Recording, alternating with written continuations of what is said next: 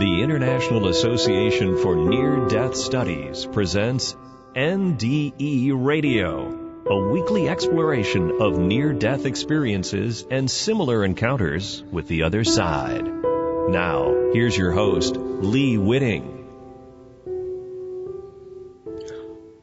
Are there spiritual reasons for the near-death experience? What are NDEers supposed to do with the gifts they have received? Welcome to NDE Radio, brought to you by the International Association for Near-Death Studies. I'm your host, Lee Whitting. If there seem to be many books these days concerning near-death experience, consider there are an estimated 15 million Americans alive today who have had an NDE or similar experience. Clearly, if everyone who has had an NDE wrote a book about it, there'd be more books on NDEs than all other fields combined. But clearly some NDEers are meant to write books while others are given other gifts and responsibilities attached to their near-death experience. Today's guest is author Speaker Carol Vengroff, who has shared her heart-touching near-death experience in her book, My Ever After Chronicles. In her book, she reveals gifts she received as she experienced heaven and gained answers to what happens before we are born, after we die, and how we discover our mission in between. Carol lives on the west coast of Florida with her husband. She treasures time with family, friends, traveling, sailing, gardening, and her work as an artist. Carol, welcome to NDE Radio. Well, thank you, Lee. Happy to be here. Good. Carol, if you would, please tell our audience about your near-death experience. Well, mine's unusual because it happened over 50 years ago, and I started remembering it again about 5 years ago in earnest. And what happened was my father was in the Air Force, and we were stationed in France outside of Paris. And because my family was so large, we were given a house to live in that was a chateau. It was really old with 2-foot thick walls. My family had gone away for Christmas, and when we returned to the house, there had been a horrible storm. It was the worst storm in recorded history in Europe at that time. The temperature was below zero, way below zero, and the house had no electric, had no heat, and hadn't had heat for quite a while. And the pipes had frozen, so there was ice on the floors. And we got in from driving for about 24 hours. My father drove straight through. We got in the middle of the night into the house, and it was so cold, and we didn't have a choice. We had nowhere else to go. My father just go to sleep. Went to sleep with all our clothes on. Somewhere between the time we arrived and around 4 in.the.morning, I died. I froze to death. The reason why I know that I feel that this happened was my little sister, who was sleeping next to me, realized something was very wrong with me. She could not wake me up. She said I wasn't breathing, and she was getting hysterical. Why wasn't I breathing? It was so cold you could see your breath. She did not see any breath coming out of me, and she could not get me to wake up. I finally did come to, but when I came to, I was hysterical because I had just experienced the most amazing thing that I could have ever imagined. And what happened was when I left, now I know it. It's other people have very similar experiences. I left my body. I actually saw myself leave my body. And I traveled, and I expanded through time and space. And I got to a place where my grandfather was there, and he greeted me. And he wasn't he was sort of in a life form, but he was also as the essence of my grandfather, and it was wonderful to be with him again. And as he was greeting me, we caught up on everything that had happened. And the really bizarre thing is, he died before I was born, but yet I recognized him, and we had missed each other. And it was such a joyful reunion again. And then the experience just kept escalating and expanding. I met other entities, spirits that I had reunions with. And it was like, I don't know if you ever had a surprise party where everybody was there. You were the focus. You were the main reason. And everybody just poured out their love and surprise, welcome home or welcome. That's what it was like. It was all welcoming me. It was my moment to be welcomed. And that feeling of just knowing that everybody there loved me and cherished me and was so happy to see me again was beyond anything I have ever experienced or have experienced. It was phenomenal. And then I had the typical, now I find it's typical because I'm reading so many other people's accounts, experience where there's a life review where you get to review your life, which was really, for me at that time, I was only 12, so it was a lot of fun. And I remembered all the details of my life and I saw how they affected everybody. Then I came into a room, even though there were no rooms as we have rooms here, it's hard to describe the experience, but there were these keepers of the knowledge, I call them, or light beings, or there's a lot of different words that people use to describe them, but I think it's the same group. They had all the knowledge. I think there's Akashic records might be a word for it, and they were able to share it with me. Now, though I was 12 when I died, you aren't any age. You aren't any particular age when you pass. You actually were all, I don't know how it works. I do know that my mind, my 12-year-old mind was able to absorb all this information, and it was wise enough to know that as a human being, we're incapable of even digesting or understanding even the most minute parts of what they had taught me, what they told me, what they shared with me. And I actually started laughing. I did, because I said, this is amazing. No wonder why humans can't talk about this place or can't talk about this experience. So there was that experience, and I got the answers to every question imaginable. And I knew that I could never take all of them back in a human form, because we just don't have the vocabulary, the words, or the experiences for what is going on. But I did register, and I was able to make a mental note. Anything is possible. So I know that for a fact. Anything is possible, because I got to experience that on the other side. And I had a most amazing communion with Christ. Now, you read, well, you're Christian origin, so that's who you would meet up with. The Christ I met on the other side was nothing.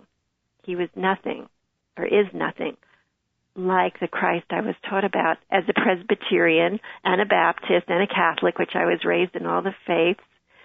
And he was just the man, yet the spirit, the essence of the Christ that there's the basic Christ that we all know, and that's who I saw. But it wasn't like what we were taught down here totally. And after I met Christ, I did understand there were other masters or other entities that are wise and like Christ, like Buddha, Krishna. I understood that Christ isn't necessarily the only great person to have come to earth. There were others also, and I got to experience them too. But my focus was Christ. That was the highlight of my experience. And then finally, I went into turbo thrust, so to speak, and I expanded to God realization. And he is not sitting on a cloud with a beard and on a fluffy cloud. He connects us all, and he contains everything that there ever is and ever will be. And he is, if you go look through a microscope, there's a whole universe that's micro, and it just goes, and it can expand to infinity. I don't know how it does it, but it does. And then if you go out with a telescope, there's a whole universe that expands to infinity. And that is just the beginning of how you could experience or explain God realization. Only it's love, and it's through light and love that I understood this. We are all connected through it. Nothing gets around it, because it's all part of it. It's all part of the experience. And then just when I was really getting into it, I was told, guess what, you have to go back. I go back to what? And they go, you have to go back. Before I could even protest, I understood I would be back eventually, but that I had to go back to my body because I wasn't complete. I hadn't finished whatever it was that I was here for. And they sent me back, and I somehow managed to fit this expanded light being of love and joy into this little tiny body laying somewhere on a planet, somewhere within the solar system below. And the most amazing thing was, as I got closer to Earth, there's this thing called gravity, which doesn't exist there, and time and form, and that all started to take hold of me as I got closer, and then I finally got almost sucked into my body. The moment that I hit, the impact was the most painful experience I've ever had, ever. It was so heavy. Gravity was so heavy. I really didn't think I could ever breathe again. It was like having an elephant sitting on your chest. Gravity is, we don't realize how heavy gravity is. It's really heavy. And it weighed me down. And then I finally started taking a breath. And then I started coming to, and I was able to wiggle my fingers and my feet and toes. And then I heard my sister calling to me. And she goes, where were you? And that really was interesting. She knew I wasn't here. And that started a whole conversation. So that's my story. Were you able to tell her about it right away? I did. I woke up the whole house. I woke up my parents because I was excited that I met my grandfather. And I wanted to tell my mother about meeting her father, and he just loves her so much. And I think there was a message for her. He had a message for her that I was supposed to give. And, and of course they said, it's 3 o'clock in the morning, Carol. We've been driving all night. This is nice, dear. Go back to sleep and talk about it in the morning. So did they finally come to understand that this had really happened to you? My parents, no, never. No, my mother, it was cute. I insisted. I was so insistent. I was so enveloped by the experience. I just I didn't want to do anything. I wanted to be a nun. I woke up, I wanted to be a nun. And they go, no. So they had me talk to our chaplain because I was so insistent that this was not a dream. They thought it was a dream. And he was so offended by what I had to say. Oh, dear. That he said to me, did you ever hear of a mental institution? I said, no. He said, well, that's where they put crazy people. He said, if you don't stop this right now, I'm going to have your parents put you in a mental institution. This is a 12-year-old. Oh, that's so terrible. Well, that's what I had. So I stopped. I stopped talking about it, but I was euphoric for I don't know, months afterwards. I was on a high. And it was frustrating. I did write a letter to myself, and I wrote everything I could think of down from the experience, and I said, you know what? They'll believe me when I'm an adult. So I wrote a letter, and I sealed it in tin foil, because that's all we had, and stuck it in the outside wall of the house. The house had a big wall around it. And I said, as an adult, I'll come back, I'll find my letter, and the world will believe me then. No one had ever talked about these things. I thought I was the only one. And I thought maybe I was crazy. They had me believing I might be. Did you go back and find the letter? Yes, I did. After I wrote my first draft of my book and read it to a few friends, and they said, you know what you have to do. And I go, what? And they said, you have to go back and find your letter. So a couple of years ago, yes, right before. And it was still there? Well, the foil was. The letter was long gone. Oh. But the owner of the house, interestingly, okay, this whole experience is about me finding my voice. I want you to be really clear. I felt I didn't have a voice because I couldn't talk about this. Okay, do you get that? Mm-hmm. So the owner of the house was dying of throat cancer and could not talk. How ironic is that? And he welcomed me to his home. He sign languaged and to somebody, and then he also wrote everything down, and he was so thrilled about my journey. He took me through the whole house, and I even went in the attic, and I had never been in the attic of this chateau. And when I was in there, all of a sudden it all clicked. I remembered going through the attic, going through the beams, and it all came back to me. And it was, so that was, I thought, was an interesting little side note. Several years ago, I stayed in a priory in France from the 14th century. I think it was probably the same kind of construction, because it was, even in the springtime, it was freezing cold. It's cold.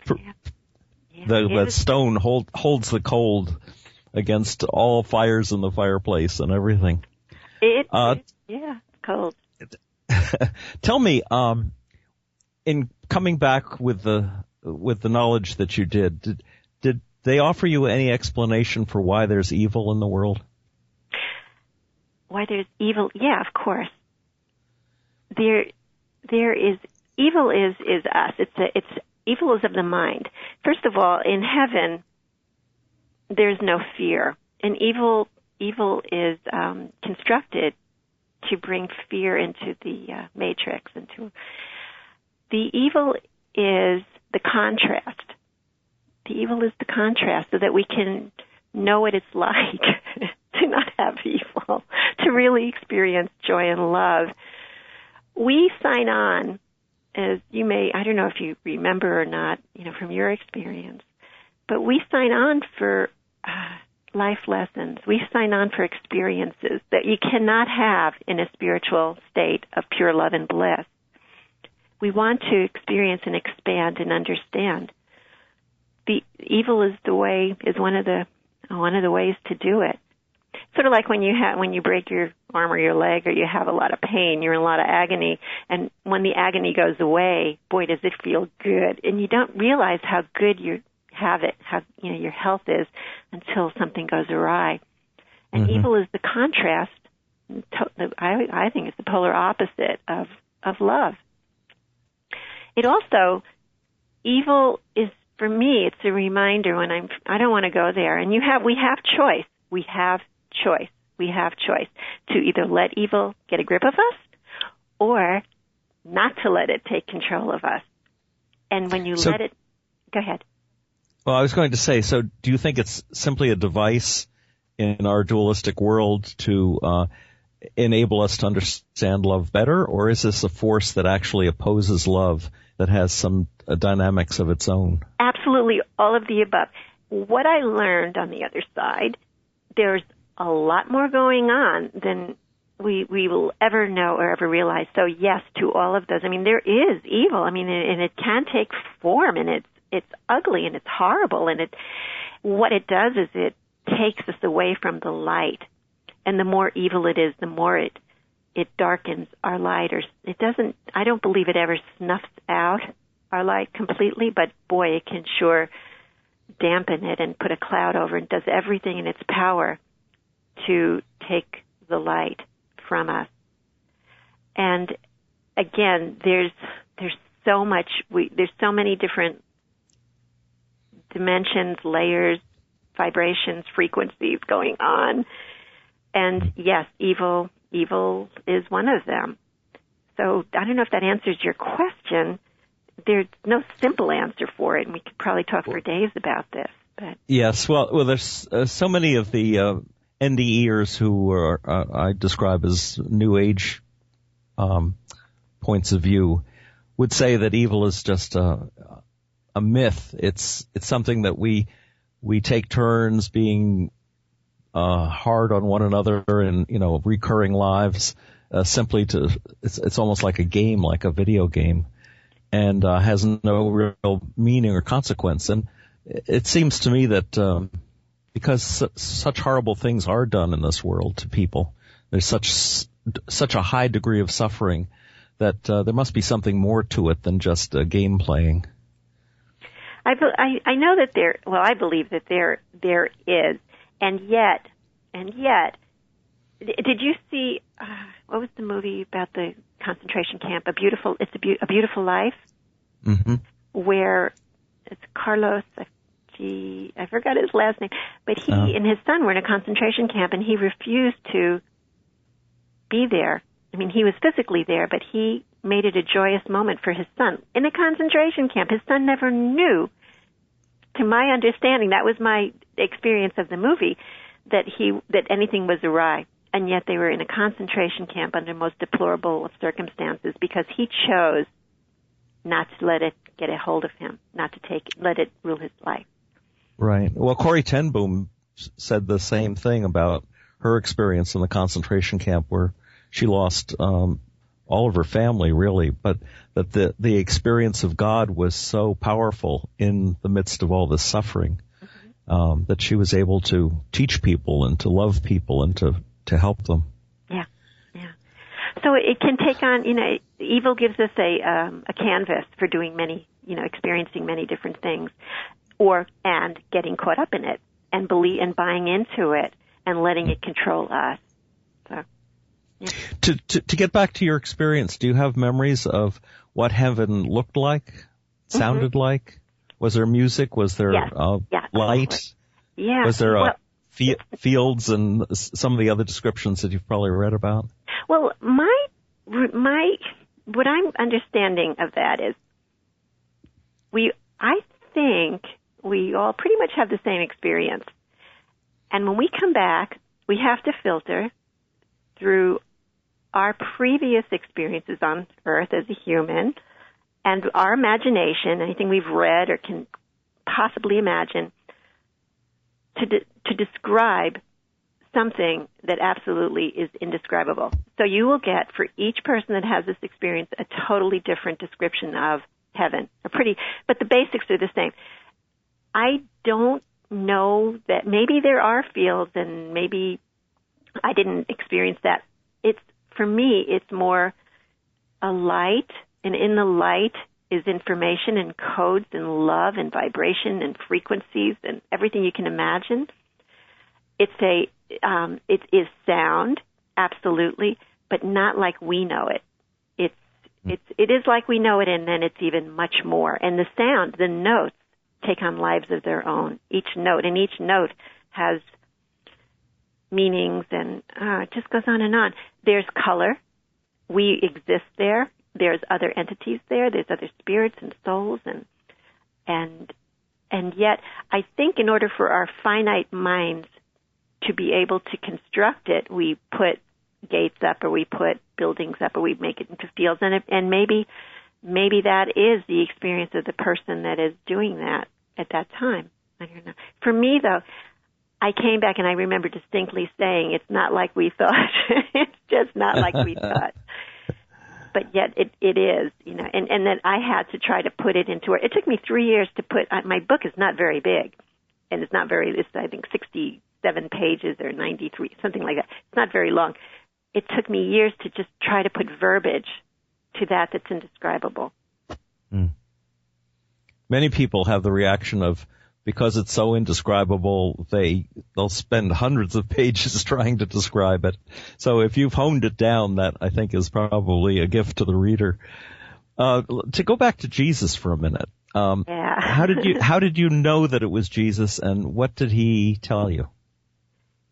How did I know it was? Oh my gosh, I recognized him instantly. And I'm not sure about this. I'm working on this part. I believe I was around when he was around, and it was a reunion for us to be together again. So I recognized him instantly. What did he tell me? You don't talk in words. It's more of impressions. And it's almost like he downloaded. I hate to use that word, but I don't know how else to say it. There was information that he shared with me that when I came back and my Sunday school teachers started talking about Christ said this or that, I would just shoot up and say, no, he didn't mean it that way. And I would be so upset that I had to calm down, because I remember what he meant from meeting him. So does this make any sense to you? It does. So, I mean, you can give me a parable. You can at this point in time tell me something that you feel, that he said, quote the Bible, And what I'll do is I'll be quiet, and then I'll remember, and then it'll come to me what I feel. And it's just very personal, what I feel he really meant by that, or what his intent was, and what was going on. So that's my answer for that. But I did get a lot of answers from him, and he was beautiful. Oh my gosh, he's just so amazing. Why do you think religions are so afraid of the near-death experience? Control. I think that somewhere a long time ago, religion took a left-hand turn, and they wanted an ego set in and control. The ending in my book was about that exactly. I thought my mandate was to go to the Pope, which was Pope John at the time, and tell him, melt down your golden altars and feed your people, because he had missed the point. When I went to the Vatican and saw all the gold, and that the Pope was dressed. Isn't it incredible? The artwork, the sculptures. It was very difficult because I knew that this is not what Christ intended when he came down. The last thing he would want is a golden, first of all, to be up there on a cross, and then with the golden crown on his head and the robes and all this. He would rather feed the people. And I actually told this to one of the priests who was from the Vatican, who I got to meet, and said, I need to talk to the Pope. I have a message for him. And he said, and I told him the message. He goes, well, good luck with that one, because we hear it all the time. I go, no, but this is from God. He goes, well, that's nice. But the good news is Pope Francis, he's the man. He is my hero. Absolutely. I totally agree with you. He got it. He's got the exactly what the message you wanted to deliver to John. He's already figured it out. He is. He's just the most amazing, beautiful Pope. I'm just thrilled beyond words for that he's there. So I don't have to go. I don't have to go talk to him now. I don't have to tell him. I wonder if he ever had a near-death experience. Perhaps that would explain why he's being so reasonable. He got it. He's getting it. I think he's got it. He just knows it's going to take a little time. You can't do it overnight without freaking everybody out. Listen, Carol, we're just about out of time. Take a minute and explain your new project, the Heaven 101. Well, the Heaven 101 came to me after I saw the movie Heaven is for Real. Heaven is for Real is a 4-year-old's interpretation, which is perfect entry level for the world to get excited and start the conversation about heaven. And I woke up in the middle of the night, and my heart was saying, okay, go downstairs. I went downstairs, write this down. Okay, write this down. Heaven 101. I go, okay, now what? So you're going to do a new book, and you have a partner. So who's my partner? Well, your partner is Kelly Lang. And I go, who's Kelly Lang? Well, Kelly Lang is a New York Times bestseller author. She was first newswoman anchor ever. She and Michael Landon did the Rose Bowl parade for 10 years, and she is very interested in this. And I called Kelly, and she said, let's do it. So we started it about a week ago, and this is way underway. We have we're getting our website up in the next 2 weeks. We have a Facebook page. I have immediately. It's there. Anyone can go and be part of this community. It's called Heaven 101 on Facebook. And what it is we're collecting questions. What do you most want to know about heaven? I answer a lot of them on the Facebook page. And what we want to do is create this conversation, this community, and do the book about this. Now, I know there's a lot of books out like this right now. This one, for some reason, I just know I'm guided by Spirit to do this, and said, don't worry about the other books. This is something different. You'll see. Just do it. Follow me. And through prayer, and I'm praying hard about this, let me tell you. But wow. That's the story. Well, Carol, it looks like we're just about out of time for today.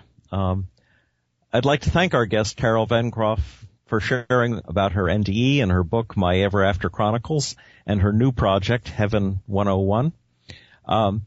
You can find out more about Carol, her NDE, and her work at www.myeverafterchronicles.com. And if you would like to listen to this show again or any other of our programs, please visit our website at nderadio.org And for more information about IANDS, please check that website at iands.org. There will be more information on that site about our upcoming Labor Day weekend conference on NDE's Health and Healing at Newport Beach, California from August 28th to the 31st. I look forward to seeing you there. Thanks for listening.